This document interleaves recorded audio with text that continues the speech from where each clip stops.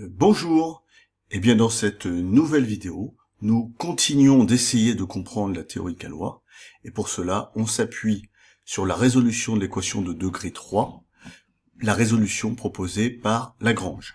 X au cube plus px plus q égale 0, où p et q sont deux éléments d'un certain corps K.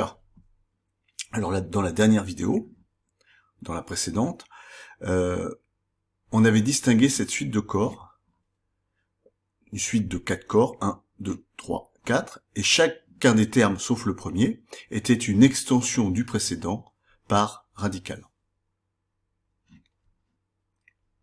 Voilà, ici, ce corps, c'est le corps engendré par K et racine de D, qui est un radical du corps K. Ce corps, c'est le corps engendré par racine de D et racine cubique de Y1, qui est un radical du précédent. Et J, ici, était un radical de ce corps-là, car J au cube, J c'est une racine cubique de l'unité, c'est-à-dire que J au cube vaut 1. Bref, on a une suite de corps dont chaque terme est une extension par radicale du précédent, sauf le premier.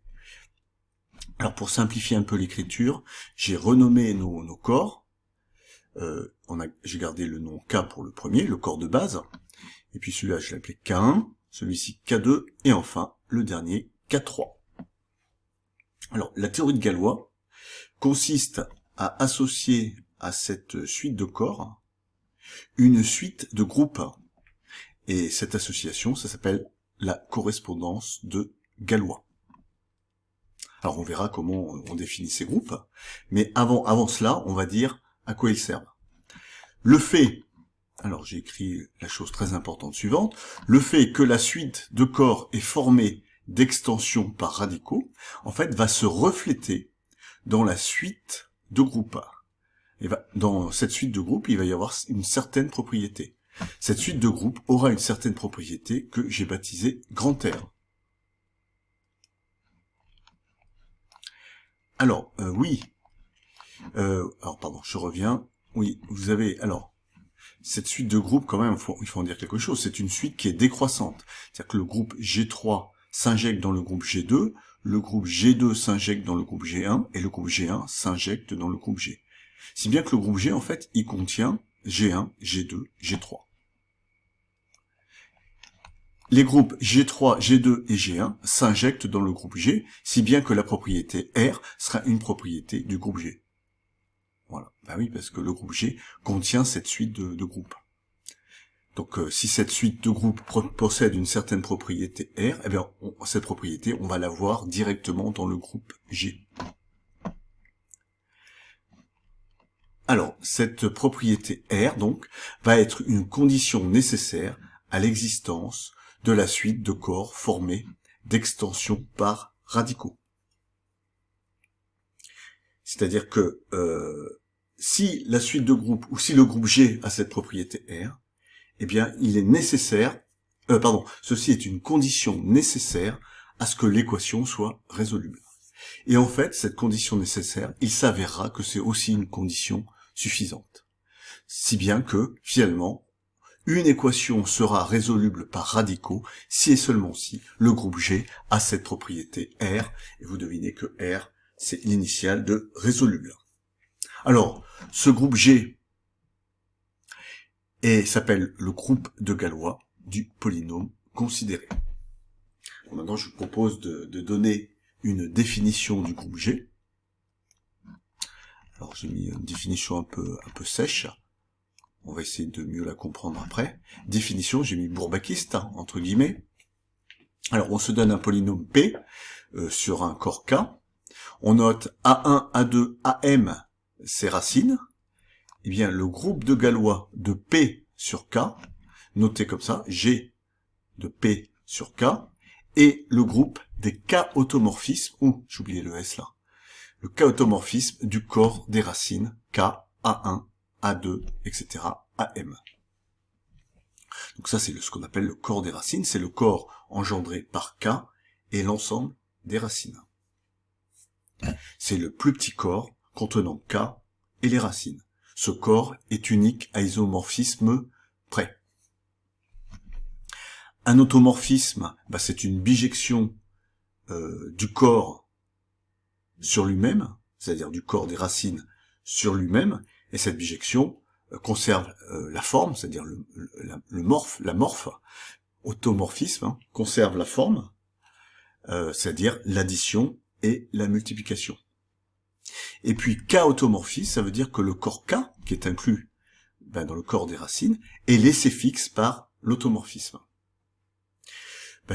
Cet ensemble d'automorphismes forme ce qu'on appelle un groupe, et ce groupe, c'est ce qu'on appelle le groupe de Galois. Voilà. Alors on donnera une autre définition du groupe de Galois, plus humaine. Alors quelques remarques. Soit phi un tel K-automorphisme et R une racine de P. Donc R c'est l'un des AI. Et on regarde, on évalue le polynôme P en phi de R. Eh bien vous avez phi et P qui commutent.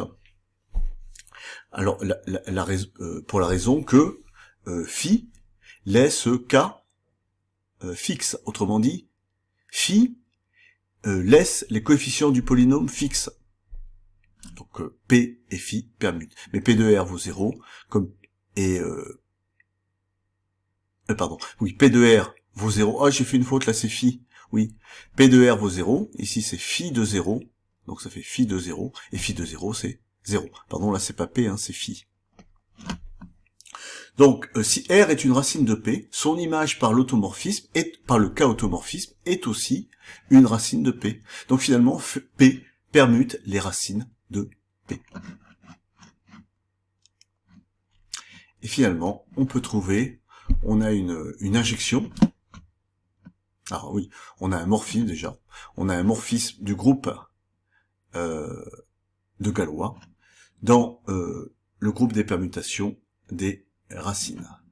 Alors vous vérifierez que ce morphisme de groupe est injectif. Je vous laisse en exercice. Et si on se pose la question de la surjectivité, est-il surjectif? Eh bien la réponse est non en général.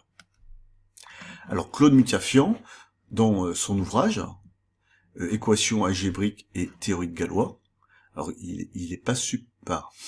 C'est un peu étrange, ils ont pas mis de majuscule à Galois. Je dois voir la couverture en photo, vous voyez. Équations algébriques et théorie de Galois, sans majuscule. Claude Mutafian.